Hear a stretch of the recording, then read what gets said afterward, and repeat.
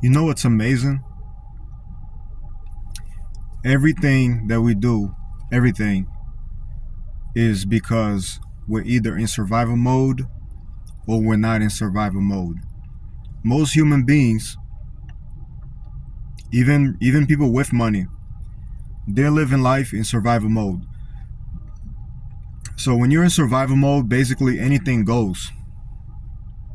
You're more likely to get upset, you're more likely to get scared, have anxiety. You're more likely to make mistakes. We're more likely to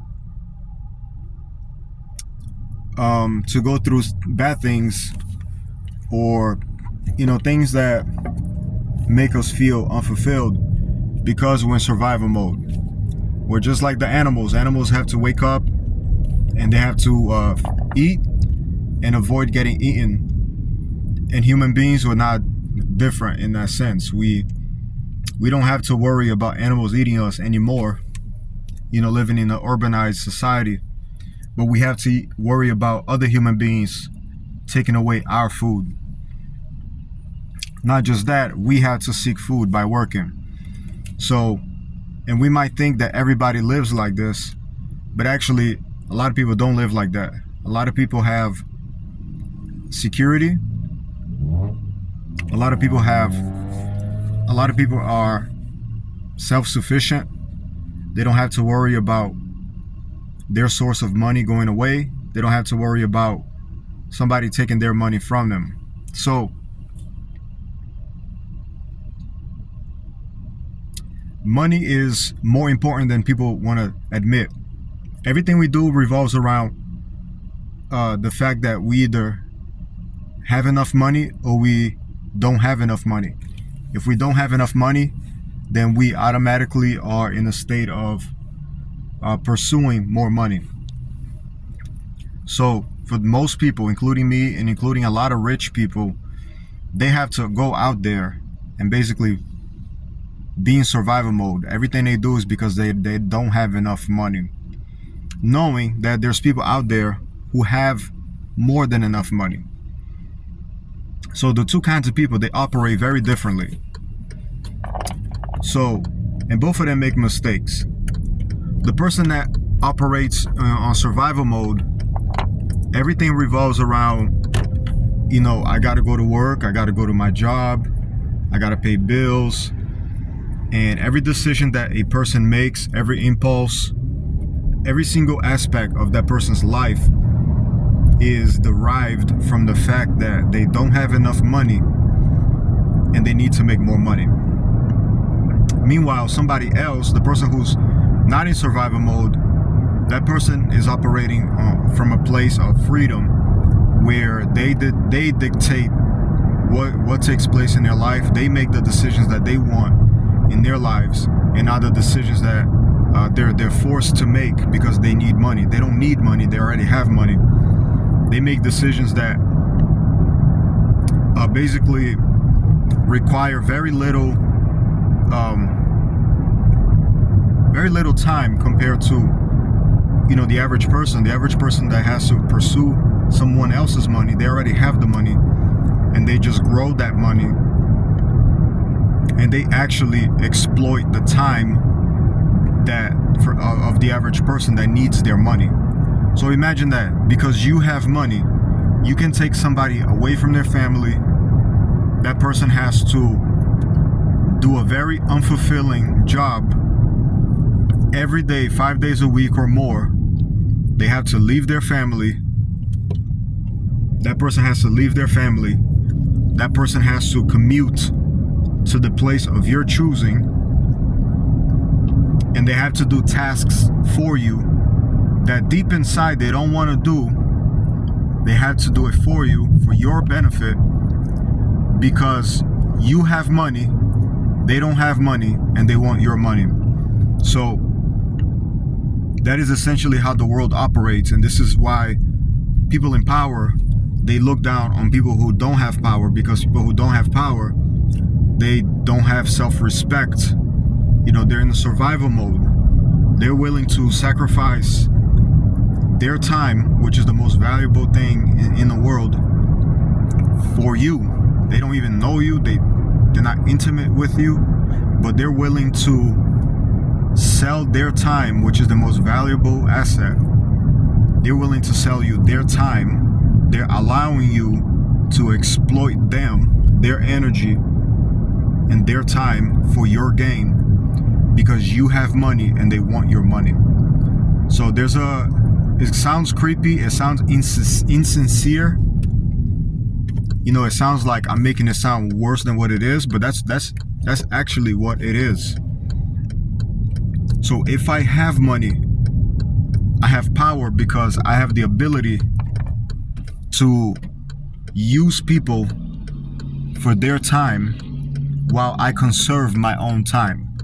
So if I have money, I can hire a group of people to do things that I would do, but it would take me a lot of time.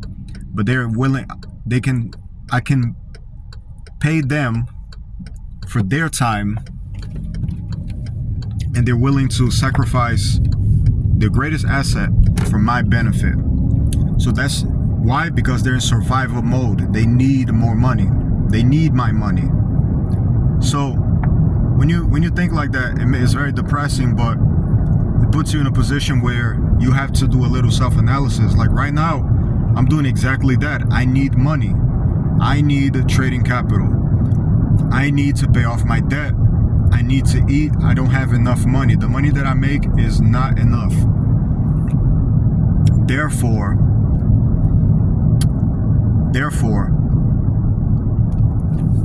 I'm selling 10 hours of my life that I'll never have back.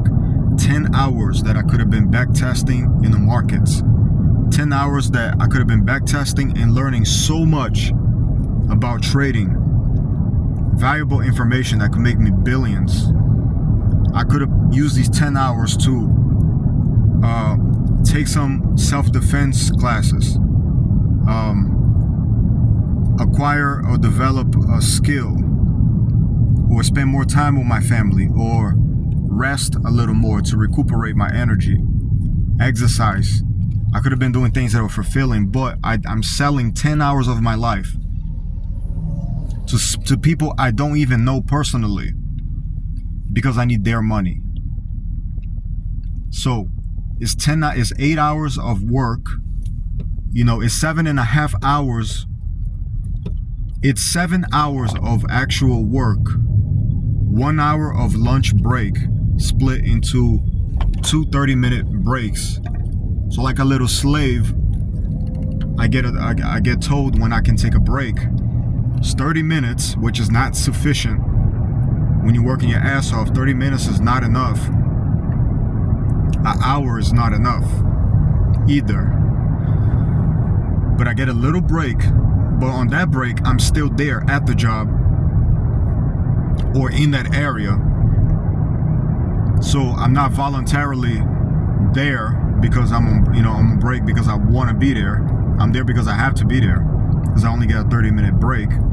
So it's still 8 hours of work time plus 1 hour, the first hour before my shift, when I'm actually getting ready to go to work. When I'm actually getting ready to go to work and putting my mind and preparing myself bodily and mentally to go to work.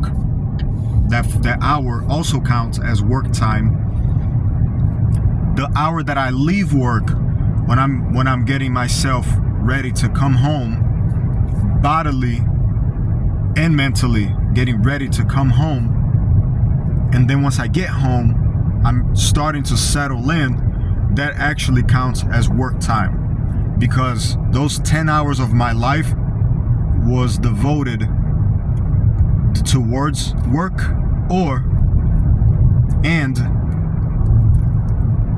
hours as a result of my work. So the hour that I'm getting ready for work and the hours that I'm actually working, these were hours that were devoted to work.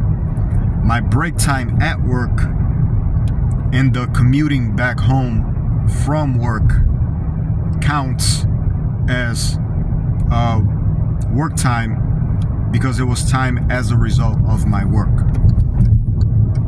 So here's something that people like me should ask myself if we want to transition to, being our own boss and things like that.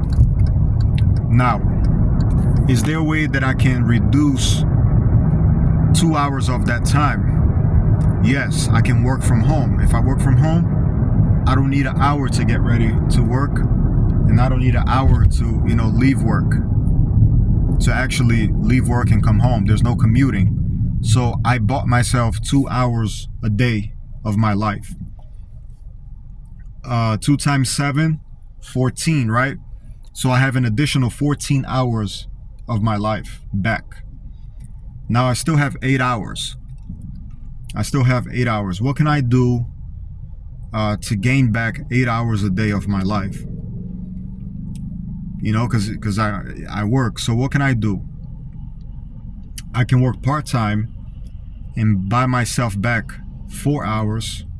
Maybe I can get a part-time job from home, which will only cost me about 4 hours or 5 or maybe 6 of my time. Again, we're not talking about money, because you're in survival mode. You're thinking about money. I'm not talking about money. I'm talking about time.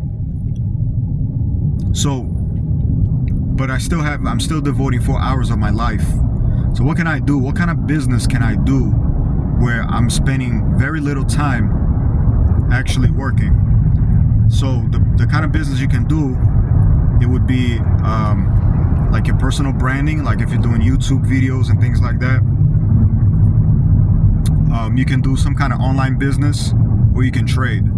So out of those three, trading is the best one, because with trading, you don't need a lot of time. You can only trade for a couple of minutes a day. You actually enjoy it. You actually enjoy trading, so it's not a burden. It's not like you're sacrificing your time. You're actually investing your time. You're doing something with your time, and you're getting a lot back for that little bit of time that you invested.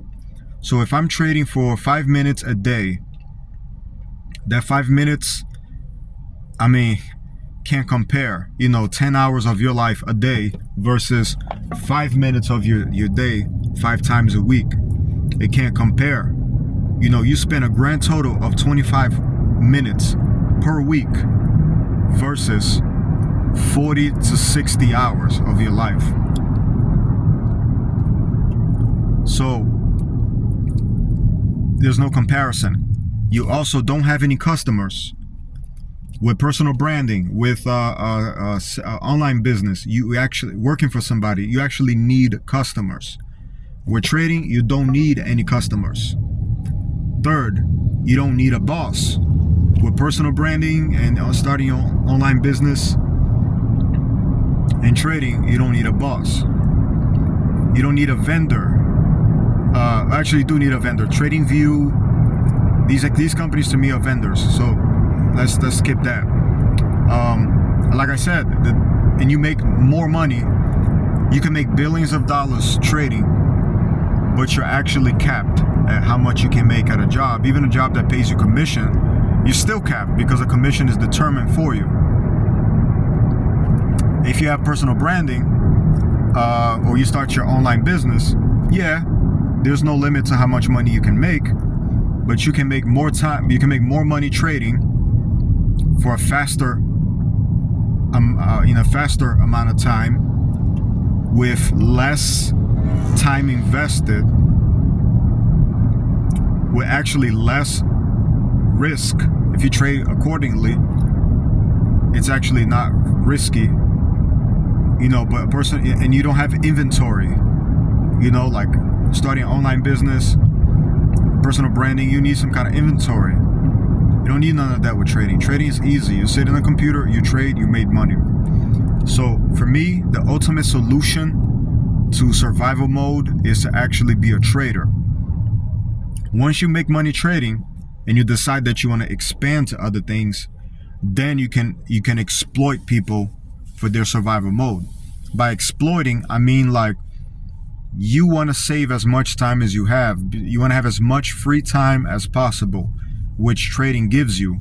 But you also want to make more money, and you want to make money outside of trading. So you don't want to use up your time for that. So you're gonna hire people for their time. You're gonna take advantage of their survival mode in order to make yourself more money. You make more money at the expense of their time and their energy, not your time and your energy. So trading to me is the ultimate solution to survival mode. Also, when you're not in survival mode and you following the principles that I'm going to teach, you're actually going to sin less, because the fact that you're in survival mode, you sin more. So you actually affect your spiritual health and your relationship with God.